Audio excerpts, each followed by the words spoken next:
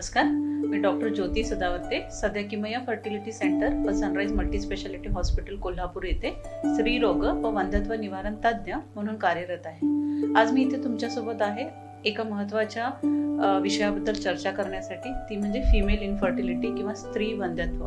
आज आपण या सत्रात जाणून घेणार आहोत स्त्री वंध्यत्वाची विविध कारणे काय, स्त्री वंध्यत्व म्हणजे नक्की काय, त्याचे निदान कसे होते आणि त्याच्यासाठी कोणकोणत्या ट्रीटमेंट उपलब्ध आहेत. तर मैत्रिणींनो, पहिल्यांदा वंध्यत्व म्हणजे काय. वंध्यत्व म्हणजे जेव्हा एखाद्या कपलला संतती धारणा होत नाही, पण किती दिवस आपण वाट पाहू शकतो. जेव्हा एका कपलला निदान एका वर्षभरासाठी, लग्न झाल्यानंतर एका वर्षभरासाठी जेव्हा संतती धारणा होत नाही, तेव्हा आपण त्याला इनफर्टिलिटी किंवा आता नवीन टर्मिनॉलॉजी सब फर्टिलिटी असं म्हणतो. आणि या कपलना का प्रेग्नन्सी राहत नाही किंवा का मूल राहत नाही, याच्यासाठी पुढची ट्रीटमेंट करून घेणं किंवा काही तपासण्या करणं गरजेचं आहे. पण हा जो काळ आहे 1 वर्षाचा, तो फक्त ज्यांचं वय 35 वर्षापेक्षा कमी आहे, ज्यांचे पिरियड्सचे काही प्रॉब्लेम्स नाही आहेत किंवा ज्यांना काही रिस्क फॅक्टर्स कुठले नाही आहेत, की पूर्वीचा कसला आजार नाही आहे, आणि ज्यांना सेक्शुअल इंटरकोर्स हा रेग्युलरली होतो, याच्यासाठी ही मर्यादा लागू पडते.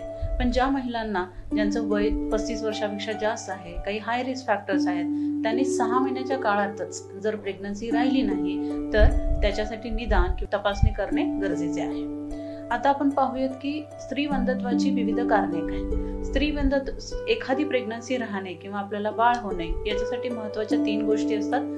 एक म्हणजे स्त्री बीजकोशामध्ये स्त्री बीज हे व्यवस्थित तयार होणं, ओव्हरीमध्ये एग व्यवस्थित तयार होणं. दुसरी महत्त्वाची गोष्ट गर्भपिशवी, सर्व्हिक्स किंवा गर्भपिशवीचं तोंड, ट्यूब्स किंवा गर्भपिशवीच्या बाजूच्या नलिका या हेल्दी असणं. गर्भपिशवीचं आतलं अस्तर किंवा गर्भपिशवीची आतली परत ही व्यवस्थित हेल्दी असणं, हे एका स्त्रीसाठी महत्वाचं आहे. आणि त्याचप्रमाणे पुरुषाचे शुक्राणू हे हेल्दी असणं किंवा त्याची हेल्थ सुद्धा हेल्दी असणं, हे पण तितकेच महत्वाचे आहे. तर ह्या सगळ्या गोष्टी जर व्यवस्थित असेल तर शक्यतो संतती धारणेसाठी काही प्रॉब्लेम निर्माण होत नाही. पण मग काय काय कारणे असू शकतात स्त्री वंध्यत्वाची. जसं मी म्हणलं की पहिली कंडिशन म्हणजे, आणि कॉमन कंडिशन म्हणजे अनओव्युलेशन. फिमेल वंध्यत्व हे इनफर्टिलिटीच्या 30% केसेसमध्ये कॉन्ट्रीब्युट करतं. म्हणजे 30% इनफर्टिलिटी ही फिमेल फॅक्टर्समुळे असू शकते. आणि त्यातील महत्त्वाचे कारण म्हणजे अनओव्युलेशन. अनओव्युलेशन म्हणजे स्त्री बीजकोशामध्ये स्त्री बीज हे तयार न होणं, याला आपण अनओव्युलेशन म्हणतो. मग हे कुठल्या कुठल्या कंडिशनमध्ये होऊ शकतं किंवा कशामुळे होऊ शकतं. कॉमनेस्ट कंडिशन जी स्त्री बीजकोशामध्ये स्त्री बीज तयार करण्यास अडथळा निर्माण करते, ती आहे PCOD. जसं या विषयावर आपण लास्ट टाइम माझ्या सत्रामध्ये चर्चा केली आहे आणि मी त्याची तुम्हाला डिटेल माहिती सुद्धा दिली आहे. सर, हे खूप महत्त्वाचं आणि कॉमनेस्ट कॉज आहे PCOD. त्याच्यानंतर दुसऱ्या हार्मोन्सच्या कंडिशन्स, जसं काही थायरॉइड प्रॉब्लेम असेल, आपल्या बॉडीमध्ये प्रोलॅक्टिन हार्मोन जास्त असेल, काही पिट्युटरी किंवा हायपोथॅलॅमस या ग्रंथीचे आजार असतील, किंवा जेव्हा मिनोपॉज किंवा आपण रजोनिवृत्ती असं म्हणतो त्याला, ही 40 वर्षाच्या आधीच होते, तेव्हा स्त्री बीजकोशामध्ये स्त्री बीज तयार व्हायला प्रॉब्लेम होतो आणि त्याच्यामुळे इनफर्टिलिटी किंवा सब फर्टिलिटी ही कंडिशन फेस करावी लागू शकते. त्याच्यानंतर त्याचबरोबर जसं की गर्भपिशवीचे विविध आजार, फायब्रॉइड्स म्हणा, की म्हणजेच गर्भपिशवीच्या मांसाला असलेल्या गाठी, पॉलिप्स, गर्भपिशवीच्या आतल्या लाइनिंगला असलेल्या गाठी, किंवा गर्भपिशवीचं अस्तर हे हेल्दी नसणं, त्याच्यामध्ये आत अडेजन्स किंवा गर्भपिशवीचं अस्तर हे आत चिकटलं जाणं असू देत, या सगळ्या कारणांमुळे सुद्धा फिमेल इनफर्टिलिटी ही होऊ शकते. त्याचबरोबर तिसरं कारण म्हणजे ट्यूब्स किंवा गर्भपिशवीच्या बाजूला ज्या नलिका असतात त्याला आपण ट्यूब्स असं म्हणतो.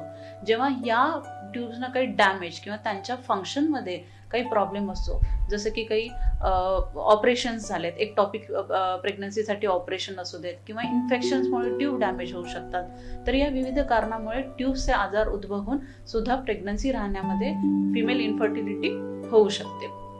त्याच्याबरोबरच गर्भपिशवी किंवा सर्व्हिक्सचे जन्मताच काही दोष असतील, म्हणजे ज्या व्यवस्थित नॅचरली जशा फॉर्म व्हायला पाहिजेत तशा जर फॉर्म झाल्या नाहीत तरी सुद्धा याचा फिमेल इनफर्टिलिटी ही होऊ शकते. तर आता आपण जाणून घेऊयात की स्त्री वंध्यत्व ची कारणे शोधण्यासाठी किंवा का होत नाही प्रेग्नन्सी हे जाणून घेण्यासाठी कोणकोणत्या प्रकारच्या तपासण्या केल्या जातात. ह्याच्यामध्ये सगळ्यात महत्त्वाचं खूप आहे की तुम्ही एखाद्या चांगल्या फर्टिलिटी स्पेशालिस्टना दाखवणं किंवा ॲटलिस्ट गायनेकॉलॉजिस्टना दाखवणं, ज्याच्यामध्ये जी तुमची हिस्ट्री घेतील की त्याच्यात तुमच्यात काही रिस्क फॅक्टर आहे का, क्लिनिकली कुठल्या प्रॉब्लेममुळे तुम्हाला प्रेग्नन्सी राहत नाही हे तुमच्या त्या हिस्ट्रीवरून जाणून घेतील, तुमच्याकडून इन्फॉर्मेशन घेतील. त्याचबरोबर एक्झामिनेशन, क्लिनिकल एक्झामिनेशन ही खूप महत्त्वाची आहे, ज्याच्यात तुमचं वेट चेक केलं जाईल. त्याच्याबरोबर तुमची जनरल हेल्थ कशी आहे, तुमची गर्भाशयाची स्थिती कशी आहे किंवा दुसरे कुठले आजार आहेत का, हे त्या क्लिनिकल एक्झामिनेशनमध्ये पाहिलं जाईल. आणि त्याचबरोबर काही तपासण्यासुद्धा ॲडवाईस केल्या जाऊ शकतात. तर त्याच्यातली कॉमनली जी तपासणी आपण ॲडवाईस करतो ती म्हणजे टेस्ट फॉर ओव्युलेशन, म्हणजे नक्की स्त्रीबीजकोशामध्ये स्त्रीबीज तयार होतंय की नाही हे पाहण्यासाठी जी टेस्ट असते त्याला आपण ओव्युलेशन स्टडीज असं म्हणतो. सर हे जी ओव्युलेशन स्टडी आहे ती ब्लड टेस्टद्वारे सुद्धा केली जाते. रक्तामध्ये LH नावाचा हार्मोन पर्टिक्युलर दिवसाला किती आहे हे तपासलं जातं, किंवा सोनोग्राफी करून सुद्धा गर्भाशयाच्या बाजूला स्त्रीबीजकोशामध्ये स्त्रीबीज तयार होते की नाही हे सोनोग्राफीने सुद्धा तपासले जाऊ शकते. आणि तयार होत असून ते बाहेर पडतंय की नाही त्या कव्हरमधून, सो ओव्युलेशन होतंय की नाही हे सुद्धा सोनोग्राफीने चेक केले जाऊ शकते. त्याचबरोबर आता रिसेंटली बाजारामध्ये युरिनरी LH किट्स पण अवेलेबल आहेत, जे आपल्याला ओव्युलेशन होतंय की नाही हे जाणून घेण्यास मदत करतात. ही झाली पहिली टेस्ट, पहिली बेसिक टेस्ट. त्याच्यानंतर दुसरी टेस्ट जी केली जाते, जी ट्यूब्सला किंवा गर्भपिशवीच्या बाजूला ज्या नलिका असतात त्यामध्ये कोणता आजार आहे का, त्याचबरोबर गर्भपिशवीमध्ये सुद्धा कुठला आजार आहे का ही पाहण्यासाठी, त्याला आपण HSG असं म्हणतो, म्हणजेच हिस्टेरोसाल्फिंगोग्राफी, ज्यामध्ये एक डाय घालून गर्भाशयाचा एक्सरे काढला जातो. त्यामध्ये आपल्याला पिशवीच्या बाजूला ज्या नलिका असतात त्याच्यामध्ये काही प्रॉब्लेम आहे का, त्याचबरोबर गर्भाशयामध्ये काही प्रॉब्लेम आहे का हे जाणून घेण्यास मदत होते.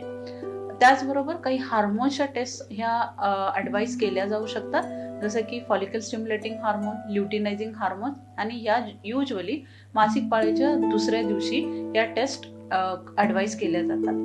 आता एक नवीन टेस्ट आणि खूप महत्त्वाची टेस्ट जी आपल्याला स्त्रीमंदत्वाचे निदान करण्यासाठी मदत करते ती म्हणजे सिरम AMH टेस्ट.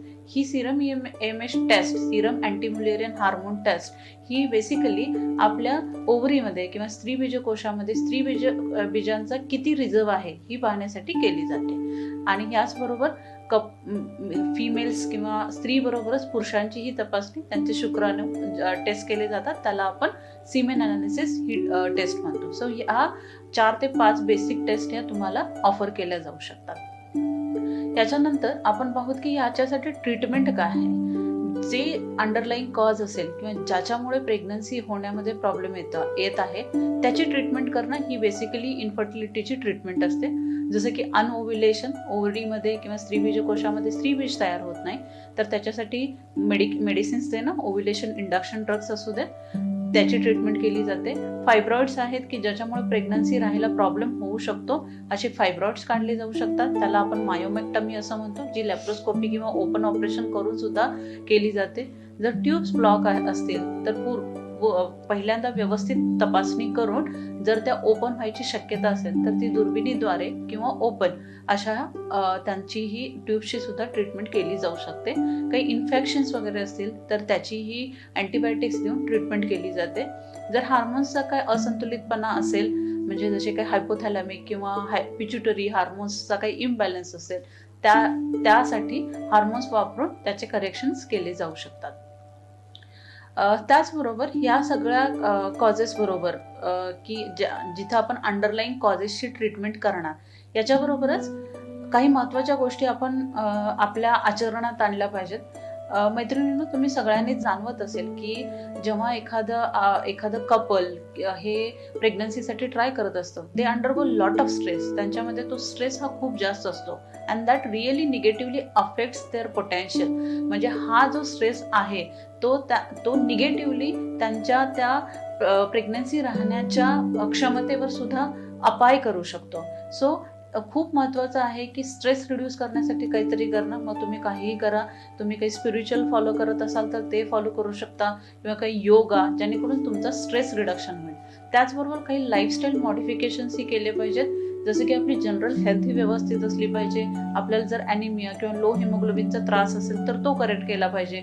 काही स्त्रियांना डायबिटीस, ब्लड प्रेशर्स असे त्रास असतात, किडनीचा आजार, तर ते हे सगळे अंडरलाईंग आजार पण व्यवस्थित कंट्रोलमध्ये असले पाहिजेत आणि चांगला आहार हा फॉलो केला पाहिजे. बाकीच्या काय आपल्या सवयी असतील, काही काही स्त्रियांना मिश्री लावणं म्हणा किंवा अल्कोहोल, या सगळ्या गोष्टी बंद केल्या पाहिजेत, कारण या सगळ्या गोष्टींमुळे फर्टिलिटी पोटेन्शियलवर इफेक्ट होतो.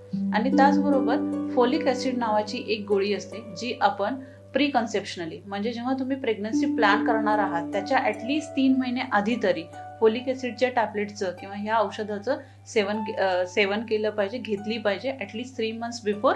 आणि इव्हन प्रेग्नन्सी राहिल्यानंतर सुद्धा ही गोळी कंटिन्यू केली पाहिजे. सो हे lifestyle modification plus proper treatment, की ज्या कारणामुळे प्रेग्नन्सी राहत नाही त्या कारणाची जर ट्रीटमेंट केली तर प्रेग्नन्सी राहण्यासाठी खूप मदत होऊ शकते.